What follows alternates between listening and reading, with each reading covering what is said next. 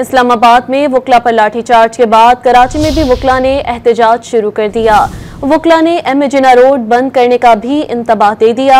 इस्लामाबाद में वकला पर लाठीचार्ज के बाद धरना खत्म कर दिया गया था, लेकिन कराची में वकला का एहतजाज इस वक्त शुरू हो चुका है। मजीद तफसीलात जानेंगे। शफी बलोच हमारे साथ लाइन पर मौजूद है। शफी, बताइएगा वकला कहाँ एहतजाज कर रहे हैं और आवाम को किन मुश्किलात का सामना करना पड़ रहा है?